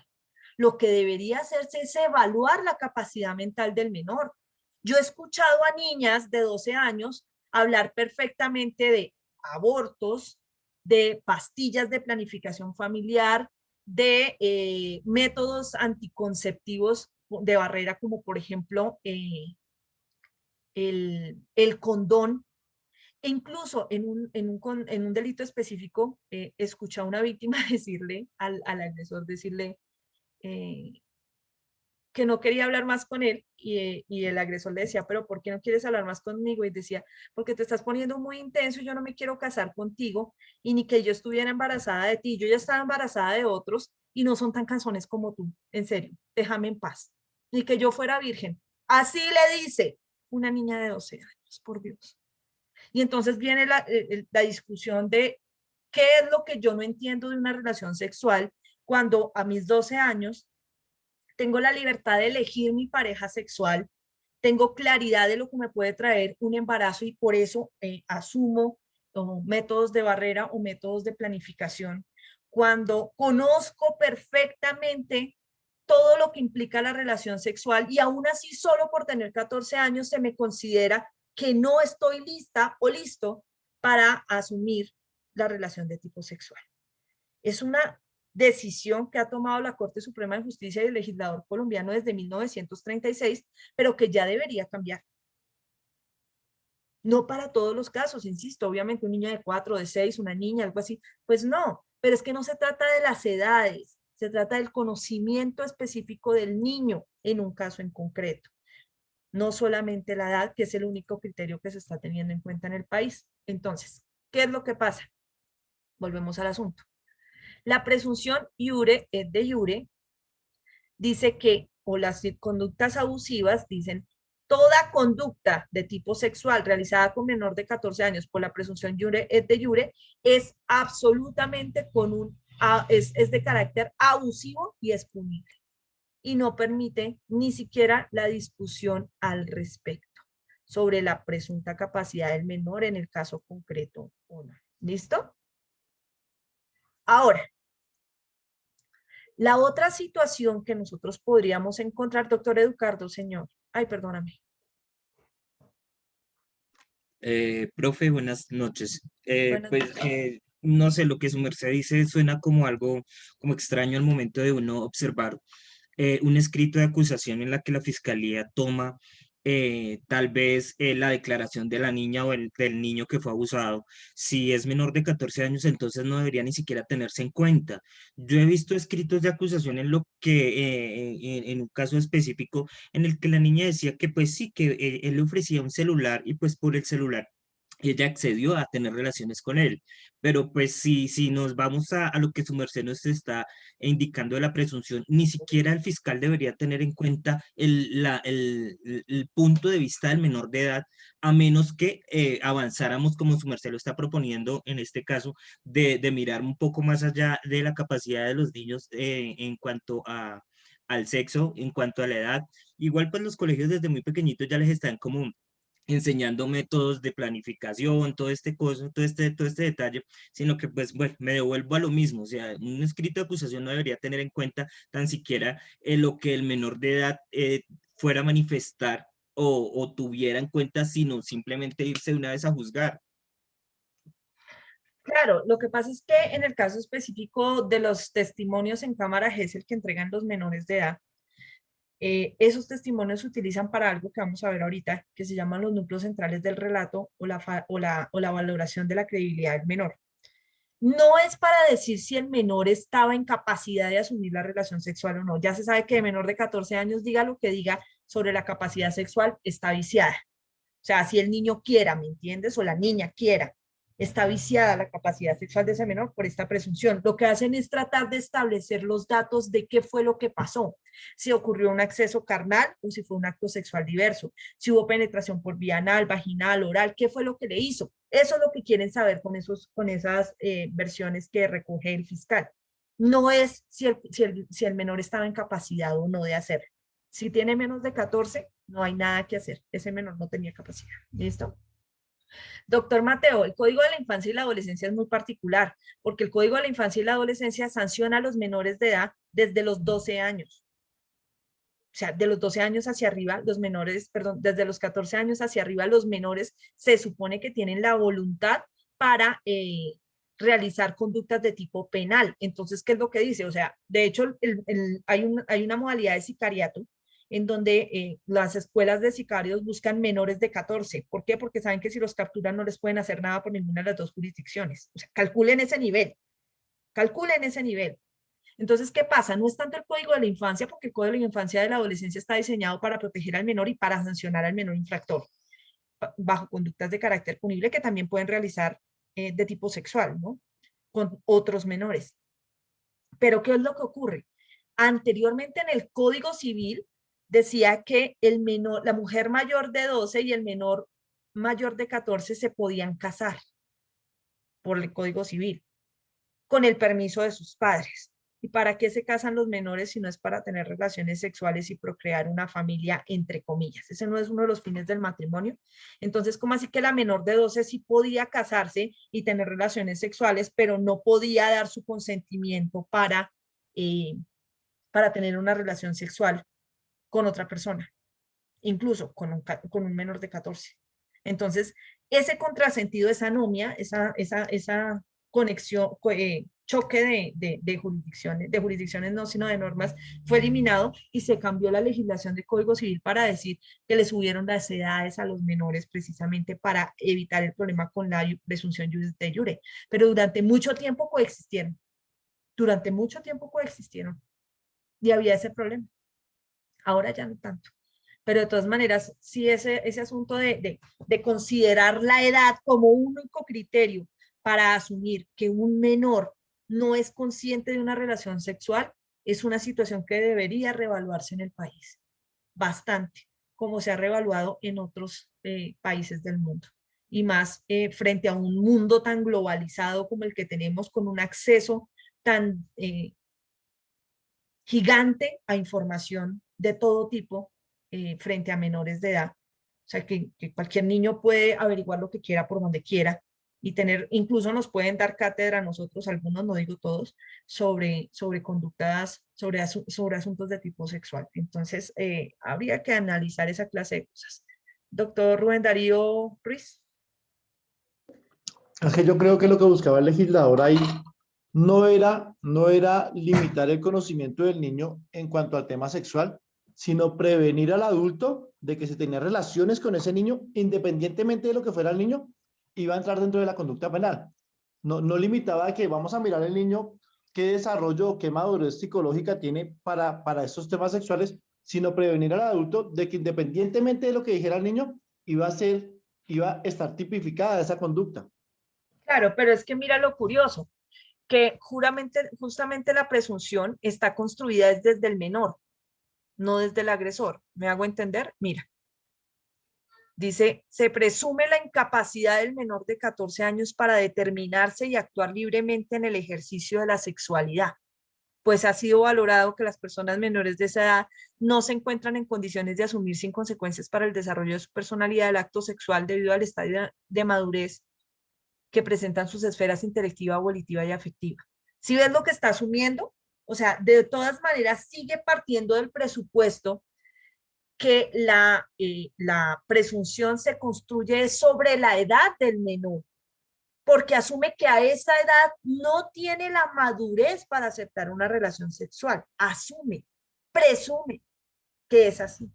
¿Y qué pasa si el menor sí tiene sí tiene la madurez en ese momento, a pesar de ser menor de 14? ¿Qué pasa si la tiene? ¿Automáticamente la conducta es punible? En el país, sí. Así el menor tenga lo que tenga. Por ser menor de 14, la ley cierra los ojos y dice, no, ya la conducta es punible. No admito nada, ni la más mínima discusión. Nada, porque la presunción es iure de iure. ¿Listo? Entonces mira que lo que tú dices es cierto. Tal vez era para prevenir al adulto, pero está construida desde el menor y desde la edad del menor. ¿Ves? Doctor David. Okay. Es que cuando estaba leyendo lo que tú colocas ahí en la pantalla, si por favor lo colocas nuevamente, del que estabas de los menores de 14 años. Sí, me estaba preguntando, y cuando plantean como la pregunta frente a la personalidad, no se encuentran en condiciones de asumir sin consecuencias para el desarrollo de su personalidad. O sea, ¿de qué consecuencias habla? Sí, lo que se plantea es muy cierto. Mira, yo trabajaba en un colegio alguna vez por allá en cierta parte de La Mancha, y una niña de grado sexto, 12 años, se le insinuaba mucho a los muchachos de grado 11, y se le levantaba la falda y toda esta cosa. Entonces yo fui y le pregunté que por qué hacía eso, le dije que se cuidara, bueno, y ¿sabe qué me contestó? Pues es una palabra hasta fea, pero como caso anecdótico. Llegó y me dijo, ¿qué culpa si la cuca ya me ladra? Dios mío. Una niña de grado sexto con 12 años, y finalmente al año siguiente ya estaba embarazada de un pelado de grado 11, ¿sí? Entonces Y le abrieron intentaron, proceso penal al muchacho, me imagino. y pues el pelado comentaba después que él se salió de estudiar porque la familia de una u otra forma lo chantajeó que no, el chino estaba en décimo, si no le cumplía, lo demandaban. Entonces el pelado tuvo que salirse a trabajar, tuvo que salirse a rebuscar, como quien dice, como para el platico de comida, ¿no? Entonces es cuestionable pensar en ese, o sea, yo no entiendo cómo no se encuentra en condiciones de asumir sin consecuencias para el desarrollo de su personalidad en el acto sexual. Cuando, profe, hoy los chicos de ahora saben más que uno que es adulto, ¿no? Cuando uno escucha en sus conversaciones, tienen más acceso a Internet, tienen más acceso a muchas páginas que les permite conocer y ver muchas cosas. Entonces, yo sí pienso que ahí la Corte pues debe de asumir, porque creo que han condenado a mucha gente, profe, por este artículo de una forma un poco injusta. He conocido casos muy cercanos y conozco un caso muy cercano. La muchacha un día llegó brava con el padrastro y fue y dijo en la escuela que el señor le había cogido la cola y finalmente al señor está por David, condenarlo, ¿sí? sí, esos casos pasan. Lo que te digo, lamentablemente no podemos detenernos en casos en concreto, porque mira, ya faltan 10 Era minutos. como un ejemplo, no era para un caso concreto, no para nada. Yo no le iba a preguntar qué tocaba hacer, profe, No, sino que yo sé que no. es ver tan horrible eso, ¿sí? De que la muchacha después dijo que era que ella no quería al padrastro y ya la fiscalía dijo que no y finalmente está a punto de que le imputen creo que como 16 años de prisión, a pesar de que la China fue y se retractó y la fiscalía dijo que era que los señores ahora estaban como ejerciendo una presión sobre la muchacha para que se retractara. Terrible. Era eso, profe, gracias. Gracias. Doctor Andrés de la Hoz, ¿qué ocurre cuando también es un menor? Si es de más de 14, va a ser judicializado y procesado por el delito sexual, pero en justicia de menores. Si ya es un mayor de edad, o sea, igual allá le van a hacer lo mismo, es un delito sexual, lo que pasa es que allá las sanciones son distintas, pero allá la aplicación de la presunción iurente iure es exactamente igual. ¿Listo? Doctor Edwin Antonio Cortés. Sí, profe, pues yo digo que también se está quedando como muy escasa, digamos, esta ley, porque pues si nos damos de cuenta, ya tenemos menores que son traficantes de armas, que matan, que hacen eso. Pero digamos el caso de una niña de 12 años que tiene su primer bebé y ya digamos el pelado, el papá del primer va para la cárcel, no lo matan y viene con el segundo de 13 años y viene lo mismo, a repetir lo mismo. Entonces la ley, digamos, en cierto momento es como un poco laxa para personas que de pronto no quieren, si no tienen la vida, es como por desorden, ¿no? Sí, lo que pasa es que lamentablemente a veces la ley quiere ser garantista y por esos garantismos abre puertas que se convierten en portones y por ahí entra todo el mundo. Entonces, se ven casos como excesivos y también casos en donde excesivos en cuanto a punibilidad, en cuanto a sanción penal y persecución penal, y casos absurdos en donde uno dice, pero ¿y aquí por qué no pasó nada? ¿Por qué no hicieron nada desde el punto de vista de fiscalía? O sea, hay casos para todo, ¿no? Doctora Yadit. Profe, una pregunta. Lo que pasa es que ahorita se ve muy seguido de que los delitos cometidos por menores recaen directamente en los padres. Entonces, eso pues, como que deja ver que fue una mala crianza o que hubo vacíos emocionales en la niñez de estos niños, de estos delincuentes, y no siempre es así. No siempre es así. A veces se ve pues que tienen todo en su casa, tienen una infancia completamente normal y son unos delincuentes tenaces, terribles. Entonces se ha visto también que se tipifica al papá como un mal padre, a la mamá como un descuidado y pues no es así. Bueno, tanto como tipificación no, porque la tipificación es la creación de un delito, por esa razón. No es tipificación, es más, es estigmatización, de considerar que siempre que un menor se vuelve o que coge el mal camino, como dicen las abuelas, es por culpa de los papás, y no siempre es así. lo que tú dices, hay situaciones concretas en donde la eterna discusión de si el delincuente se hace o se nace. ¿Qué es? ¿Es tu entorno social, la falta de oportunidades lo que hace que te vuelvas un delincuente? ¿O es algo natural en ti? Son las dos. Si siempre fuera el entorno social, no habría ladrones y asesinos de cuello blanco. Los únicos ladrones, asesinos, vendedores de estupefacientes y demás serían netamente todos pobres, todos de extracciones humildes, huérfanos, abandonados o lo que fuera, y no es así. Entonces, esas estigmatizaciones no son desde la ley, son desde la sociedad.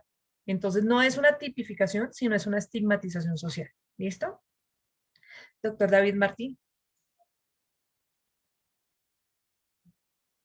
No, profe, qué pena, fue que se me quedó la mano levantada. Ok, listo.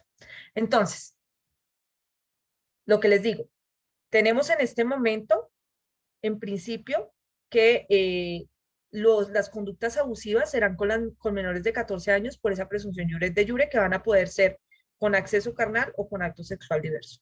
Ahora, la otra posibilidad de los delitos abusivos o de las de connotación abusiva se refiere a la incapacidad de resistir o a la puesta en incapacidad de resistir. Son distintas. En la incapacidad de resistir, el agresor no actúa sobre la víctima para que esté en esa situación. ¿Listo? Es decir, él se la encuentra en esa incapacidad de resistir, ya sea porque está borracha, porque está drogada, porque está en coma, porque tiene síndrome de Down, o sea, no se lo provocó el agresor para poderlo hacer, solo lo aprovechó para realizar la conducta sexual. Mientras que en la puesta en incapacidad de resistir, el agresor primero coloca a la víctima en esa situación de la incapacidad y luego sobre esa situación es que realiza la conducta sexual. O sea, la pone, es una relación entre camino y fin. Mi fin es abusar de la víctima y entonces la coloco en una incapacidad de resistir. Ojo, no la estoy violentando. Ni estoy con un menor de 14 años. Algo pasa en esta víctima. Y entonces, ¿qué es lo que determina la incapacidad de resistir? Ahí viene la otra discusión fuerte desde la jurisprudencia de la Corte Suprema de Justicia. ¿Por qué razón? Porque en principio los delitos en incapacidad de resistir los vamos a ver en el 206 y 207 y en el 210 del Código Penal. En el 206 y en el 207 nosotros tenemos el acto sexual, perdón, en el 207, perdón, en el 206. Tenemos el acceso carnal o acto sexual con persona puesta en incapacidad de resistir, ¿sí ves? Y dice, el que realiza acceso carnal con persona a la cual haya puesto, la puso en incapacidad de resistir o en estado de inconsciencia, mira lo que empieza, en incapacidad de resistir o en estado de inconsciencia o en condiciones de inferioridad psíquica que le impidan comprender la relación sexual o dar su consentimiento, incurrirá en tanto. Si se ejecuta el acto sexual en esta situación, estará de tanto a tanto. Entonces, en una la colocan en alguna de esas diferentes circunstancias. O la ponen en incapacidad de resistir, o en estado de inconsciencia, o en condiciones de inferioridad psíquica que le impidan comprender la relación sexual o dar el consentimiento. Mientras que en el 210 dice el que acceda carnalmente a persona en estado de inconsciencia o que padezca trastorno mental, ya es otra cosa, o que esté en incapacidad de resistir, incurrirá en prisión de tanto a tanto. Si ves que los ingredientes normativos del tipo del 207 y del 210 son distintos, no solamente porque en un lugar se pone a la víctima y en otro lugar se aprovecha la circunstancia, sino porque a pesar de que comparten lo de la incapacidad de resistir, establecen situaciones distintas. Por ejemplo, el 210 establece un trastorno mental que el 207 no contempla. Contempla es el estado de inconsciencia que también tiene el 210 y la incapacidad de resistir, perdón, y la inferioridad psíquica, mientras que en el 210 ya nos habla de un trastorno mental. Esas discusiones desde el punto de vista gramatical de la norma las ha tratado de suplir la Corte Suprema de Justicia a través de unas sentencias. Esta es una, la del 20 de febrero de 2008, en donde nos dice estado de inconsciencia. ¿Qué es el estado de inconsciencia? Dice, para su configuración no se requiere que quien entre en ese estado quede en el coma profundo, anterior a la muerte. No se requiere eso, sino que simplemente es suficiente la alteración de la capacidad cognitiva que le impida comprender lo que ocurre a su alrededor.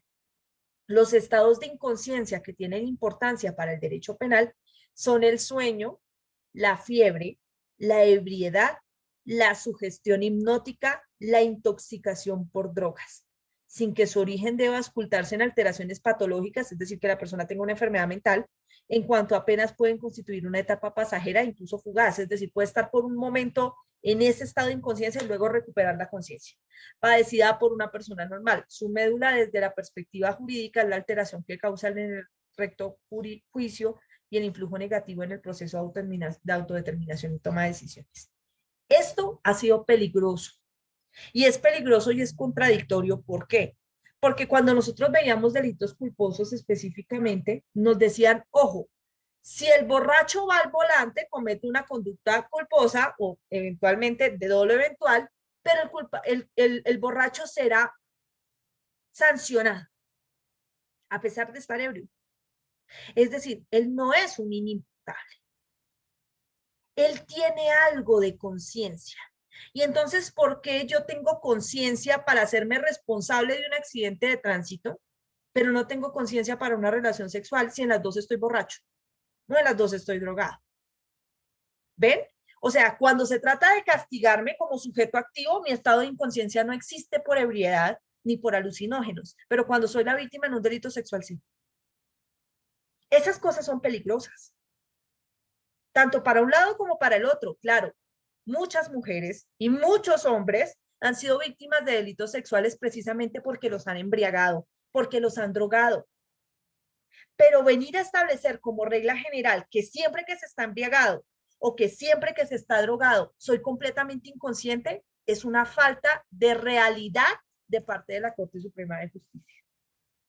Porque mucha gente está entonada y tú le vas a hacer un examen y están bastante hinchos, pero de ahí a que no sean capaces de entender una relación sexual, déjame decirte. Ahora, el grado de embriaguez es suficiente para demostrar el estado de inconsciencia, y entonces si el borracho va perdido o si va requete trabado, no es consciente y es un inimputable y no lo vamos a sancionar cuando va al frente de un carro, cuando en un carro manejando. Establecer estas reglas generales por parte de la Corte Suprema de Justicia es muy peligroso, tanto para víctimas como para agresores. Porque entonces, incluso me decía un sobrino algún día que me escuchó hablar de esto en un caso, en unas alegatos de clausura en un juicio, me decía, qué peligro, yo con cuántas peladitas he estado de mi edad, que han estado medio hinchas o medio prendidas, ¿qué tal una de esas viejas salga a decir después que yo la violé y me van a echar el pato a mí porque efectivamente la vieja estaba hincha? Pero estaba consciente, pero según esto estaba inconsciente, porque estar ebrio es estado de inconsciencia. ¿Ves? ¿Ves el problema de generalizar, de establecer generalidades para decir que siempre que tú estás alcoholizado o ebrio, estás inconsciente para tener una relación sexual? Esas son parte de las cosas de las que vamos a seguir hablando mañana. Doctor Mateo. Una última pregunta, profe, ¿cómo así estado hipnótico? ¿Eso qué quiere decir? Lo que ¿Que dice, los hipnotizan? ¿Los están persuaden? hipnotizados.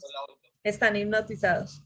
Aunque no se ha logrado establecer con plena claridad que una persona completamente hipnotizada realmente pueda perder la conciencia sobre la voluntad de sus actos, al menos el derecho penal considera la posibilidad, calcula eso, de que tú puedas llegar, estilo Homero Simpson, pues te hipnoticen para que hagas algo que no quieras.